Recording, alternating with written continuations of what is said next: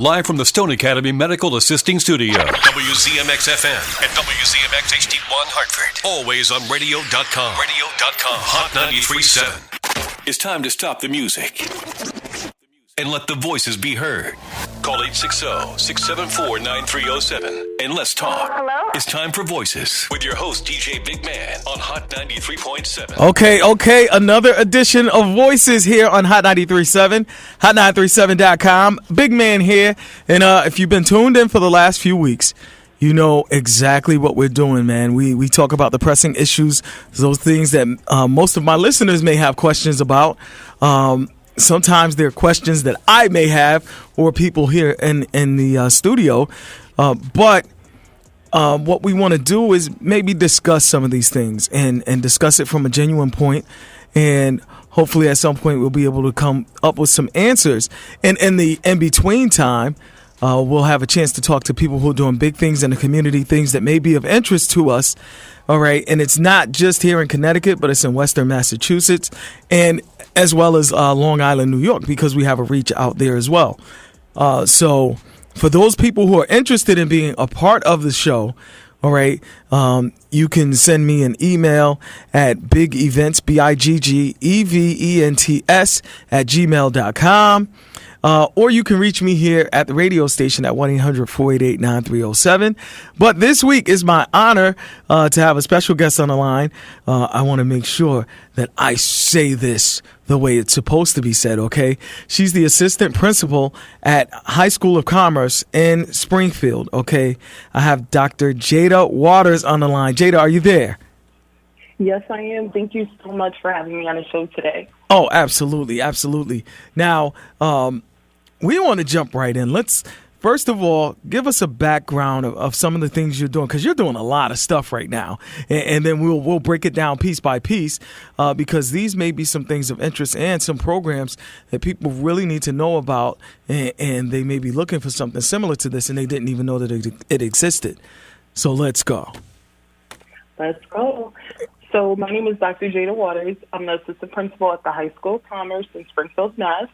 I currently am the assistant principal of College and Career Readiness. For those of you who do not know, the High School of Commerce is the only school in the Springfield Public School District that offers 3-tiered dual enrollment programs. So we have a dual enrollment partnership with Westfield State University, which is one of our transitional dual enrollment partnerships, and I'll explain that in a little bit.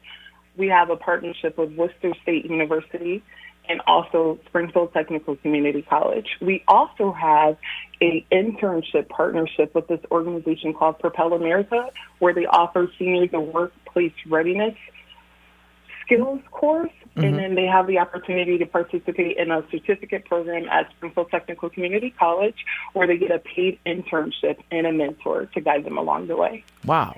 And this year, I'm not done. I know. No. This year we're offering our first ever postgraduate program, where we have 23 students who deferred their high school diploma to take college classes with our support with wraparound services and mentorship, because the research says that students who graduate from high school and go on to college usually report that they're not prepared. So we want to provide students with an opportunity to prepare them, give them the resources so they know how to navigate and own any college campus that they step onto. Whoa. That's a lot to unpack here. All right. Wow. Yeah. Voices. So, all right. First, before we start unpacking this, because you, as someone who's working in the education system, one of the biggest questions that I'm getting right now is in regards to back to school. All right. Because, I mean, in Connecticut, in some places, they have a plan that they're going back to school in September, I believe, first or second week of September. I think it may be a little bit different in Massachusetts. But what's your genuine thought on back to school? Because there's so many unanswered questions. There's so many I don't knows.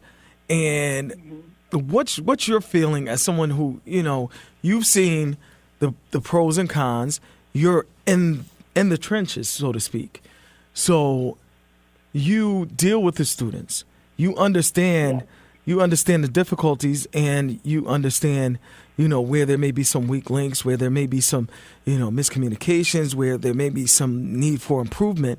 What's your thought going forward, going into the next few weeks? Because we're talking about something that's maybe a week and a half, 2 weeks away. What's your thoughts? I mean, when I say that, more so on the level of you personally, is there like a fear piece to it? Is there a concern piece to it? I know we spoke about some different concerns, so let's put that out there. So I'm going to speak to you as an educator and a parent. Okay. I have a child who will be fully remote. My thing is safety first. Mm-hmm. Safety is the number one priority. So although it's a very tough decision, it puts people in a lot of different tough positions, especially if you're a working parent like myself. It will put you in a tough position, but we have to think about the number one thing, which is safety. So I appreciate our school committee and our district really putting our children's safety first. So we are going to be doing remote learning in the Springfield Public Schools, and we're going to be starting on September 15th. With that being said, there is a lot of work being put in place where, one, the school district, Springfield Public Schools in particular, has provided every student with a laptop so students could have access to be able to do the remote learning. Two, we have food sites, multiple food sites across the city where parents and families could come in, no ID needed to pick up breakfast and lunch, and they also have dinner 5 days out of the week. And we also provide fresh produce, so we're meeting those basic needs, which are critically important for the success of our students and the health of our community. And we're also providing our teachers with a bunch of professional development. They are really working hard around the clock to make sure that they're on point and on track for Google Classroom and that they have the tools and resources that they need. So even though we're all in a tough situation, I support safety first.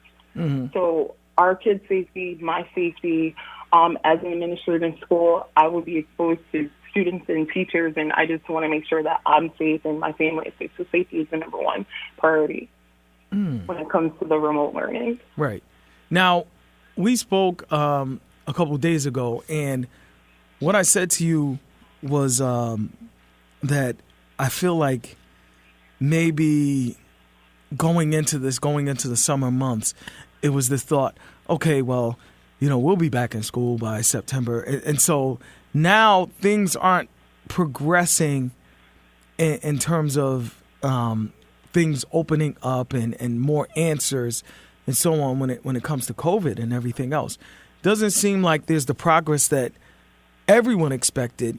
And so it seems to me like we didn't prepare, so to speak, prepare for war in a time of peace.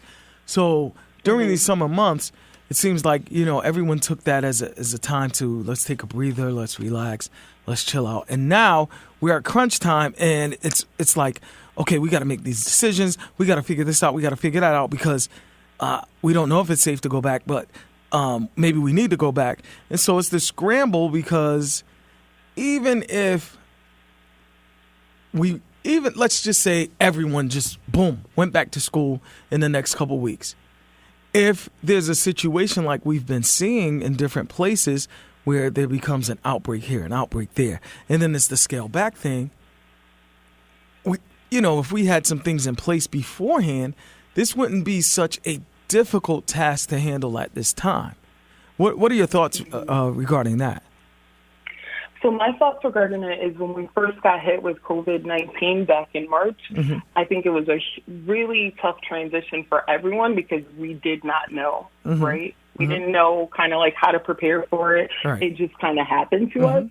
And although we were charged with the task to kind of plan for a hybrid, plan to go back or plan to go remotely, we were putting like 3 different plans in place. And I just remember working with my admin team, just trying to figure out like, okay, what do we need to do to put in place to make sure that our students feel empowered, that they're safe, our teachers feel empowered, that they're safe, and that we feel empowered and that we have a choice in what we're doing.